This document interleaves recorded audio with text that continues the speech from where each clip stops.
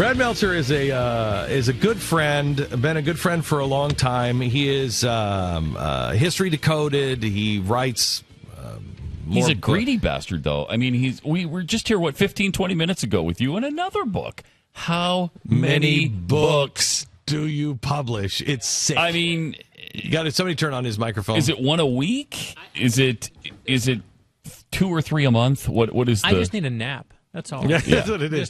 So he walks into the studio, and we start talking about some history stuff that both of us are kind of working on, in our own personal lives, and we just are both fascinated. And I said, so what do you have going on? And he's like, well, we're going to do a sleepover, at the National Archives. At the National Archives. I mean, come on, this is a big one. What? Right? This is the coolest thing ever. So we do History Decoded, right? Yeah. We do our book.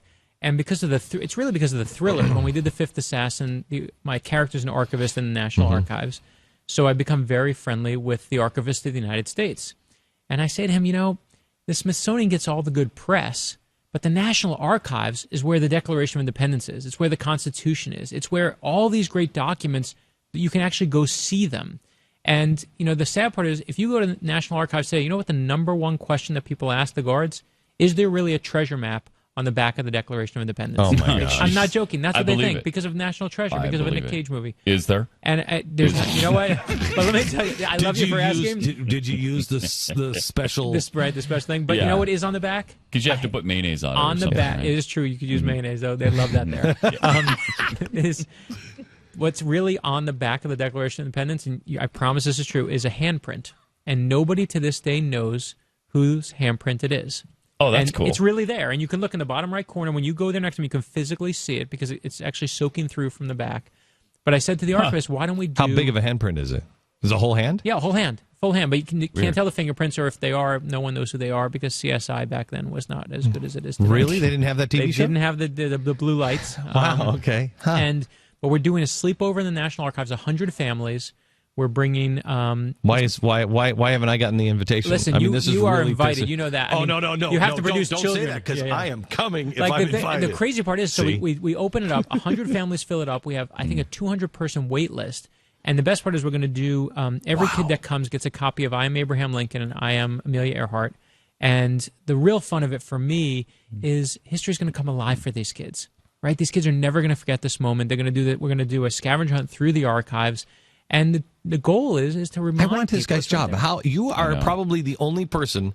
You are probably the only person that I know that I covet your job. Well, we could trade for the studio. Well, first of all, why do you not work for me? Quit this whole, what is it, Discovery or History Channel or whatever it is you're doing. I know. There's no future there. I appreciate that. I'm sure they all appreciate it. I love you for it. All right, I want to talk to you about a couple of things. You have 2 children's books out.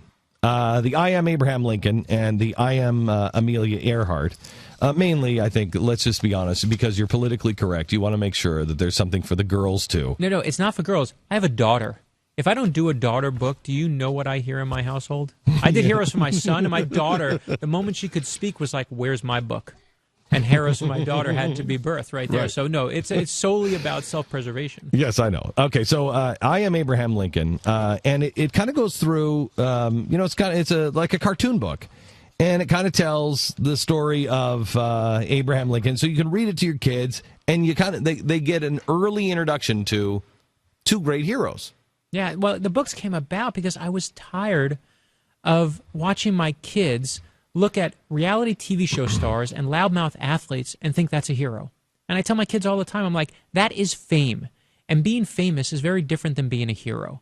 And I thought, you know what I do with history? I have so many better heroes for them.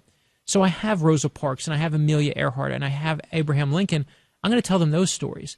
But when you see in the books, we did these illustrated children's books. But what you see is, of course, you're going to see Lincoln free the slaves, and of course, you're going to see the things we all know about them. Mm-hmm. But to me, the most vital part of the book is when you see these characters when they're younger. You tell see the them turtle as children. thing. Yeah,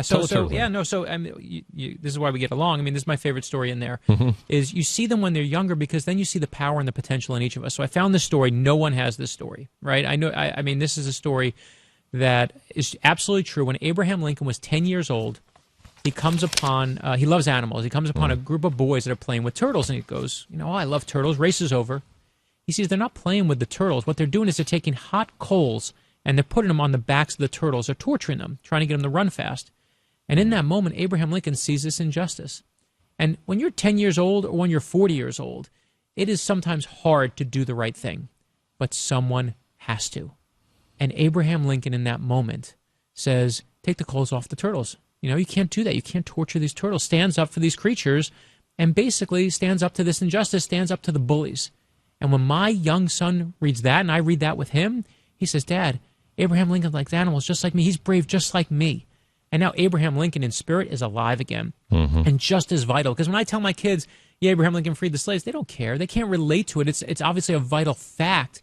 But when you give them something like that, when he's young, this is what they tried to do. This is what they tried to do with George Washington with a cherry tree, but that was a lie. It was a lie. Right, it was a fiction. I said, I always say, no, it wasn't a fiction. It's a lie. Yeah, no, how you're totally trying to teach somebody to tell the truth right? by lying about them is amazing. Course. And you know what the amazing part is you see it even in Amelia Earhart all the time, right? She was married to a guy who was a publicist selling papers, so they made up all these stories about her. What I said is, let's find the real stories. So again, if I tell my daughter that Amelia Earhart flew across the Atlantic in a plane, my daughter goes, Dad, everyone does these days. Big deal. But if I tell her this true story that when Amelia Earhart was 7 years old, she built a homemade roller coaster in her backyard, that she took a wooden crate, she put roller skating wheels on the bottom of the crate, she lugs it up to the roof of her tool shed. She gets on the top of the tool shed, puts two big wooden planks from the roof coming down. She looks down at her sister. She greases it with lard because she wants to move faster. She looks down at her sister and says, I'm going first. And her sister looks up and goes, yeah, genius, you go first.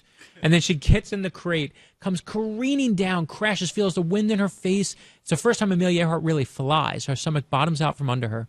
And then she tumbles, gets up and yells something like, that is awesome. Now my daughter reads that and she goes, Dad, Amelia Earhart's like me. She's brave, she's daring, and most of all, she's fun. And now history is fun again for these kids. And to me, that's what's wrong today is we've lost the definition of hero. The definition of hero is broken. And my goal here is to set it right and give kids heroes again because we need them. Finish this phrase. Everything I am, I owe. For me? No. Abraham Lincoln. I was shocked this was not in the book. Oh, I don't know that one. Everything I am, I owe to my mother. Oh, it doesn't surprise me, obviously. Yeah. In the story of Abraham Lincoln being abandoned by his father. Abraham Lincoln has more stories that we couldn't put in the book for sheer space because it's a children's book. He is just an amazing guy. No, let's talk guy. About it because I'd love to tell the story. I mean, we found. I'm sorry, stories. Mister. I'm going to sleep with the Constitution and the Declaration of Independence. Have you ever held Abraham Lincoln's axe? I have actually the bullet that killed him.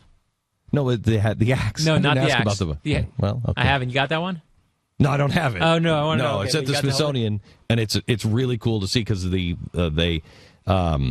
story behind it is so cool. He was building a log cabin for somebody, and the axe head came off of his axe, and they could never find it. And they spent all day looking for it, and they couldn't find it. Which means he moved that sucker with such speed, right, that this thing went a mile away. And so they couldn't find it. They looked everywhere. And about 50 years later, somebody calls Smithsonian in its infancy and says,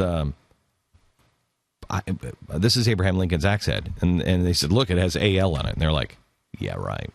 Okay, I mean, sure. They went back and they traced and they found the girl who was a little girl, now an old lady, and they found her, and she said, I helped look for the axe head. Where was it? When they moved that cabin, it was found under the floorboards. Instead of going behind, it went down and went straight into the ground. Went straight into the ground. I love it. Yeah, no, the stories we found for him. I mean, and there were stories that we did put in here. One of my favorite stories that's in here is he comes upon a group of bullies, and when he's 22 years old, he moves to Illinois, and these bullies, the Clary Grove boys, they're a group of bullies who basically say they want to fight the new guy, check him out, see what he's made of, And Lincoln, basically what they used to do, instead of fist fight back then, they would wrestle. And the way wrestling worked, it wasn't like you pin them in the count of three. What you did is you had to grab each other, and you couldn't break your hold. Wherever you grabbed them, you kept a hold. And whoever got knocked down first was the loser. And the guy who was fighting Jack Armstrong, this the leader of the bullies, basically cheats. Let's go, grabs Lincoln's leg, and throws him. Now Lincoln, as it says in the book, he's not mad that he lost, right? Everyone loses sometimes. You got to teach your kids that. What he's mad at is they cheated. And he gets up and he says, listen, you cheated. That's not fair. And they say, well, yeah, you're going to fight all of us? And he says, I'll fight every single one of you one by one, fair and square. And to this day, no one in history knows, because I tried to keep it very true to history. I want it never to be that lie, that George Washington lie. Some people say it's because he was so calm. Some people say it's because he was so brave and he stood up to them all. No one knows the real answer. You can't get in the heads of these kids, but there's many accounts of that moment. But what they do in that moment is they say, you're an okay guy, Abraham Lincoln. You're on our side now. And he wins them over by standing up to the bully. And, I'll tell you that it's amazing to watch my kids react to that, because my kids can relate to that story. So we kept trying to find, I wanted to use the story of obviously his father and his mother, because he has this horrible relationship with one. Horrible. Amazing with the other. And one of my favorite stories that we, with his stepmother, which is really even very special, right? Very for a lot of people out there. And she teaches him to read. Right, I mean, that's how he learns to read. His father doesn't even want him to read it, and he's reading for his dad, who can't read for him. Which again, the resentment that gets developed there. But there were things I felt like I had to put in here. So we put in here, when he's a little boy, he's walking 5-6 miles for a book. But it was important to me, what books? My kids want to know that. It's a children's book for kids. What books Abraham Lincoln reading as a kid? Robinson Crusoe. I love that he reads Aesop's Fables. Of course, I had to put in there he reads the Bible, one of his favorite books he reads. You know what other favorite book he has? There's a book on a guy named George Washington. That blew my mind. Right, here's a little kid named Abraham Lincoln, and his favorite book that he wants to grow up to be is a guy named George Washington. And as well as I do, that used to be the standard up until about 1920, that every kid was fed a steady diet of George Washington. Of course. They loved their books on George Washington constantly. The kids were just eating them up all the time. And he was every American's hero. And that begins to change in the progressive era as they try to destroy him and dismantle him. Right. And for a good reason. Right. I mean, and the amazing part is I just said that has to be in there. Yeah. The things we didn't put in there, and these are the things I love. I don't know if you ever heard this story, is Lincoln is he's riding on his horse, and he comes across some birds that come out of the tree, and the nest comes out of the tree, and he stops the horse, stops the people he's riding with, and he picks up the birds, picks up the nest, puts it all back together, and the guy who he's riding with, is almost laughing at him and says, "What are you doing?" And he says, "Why are you stopping for some birds? Who cares?" And he says, "If I didn't stop, I wouldn't stop being able to think of them. You got to do right.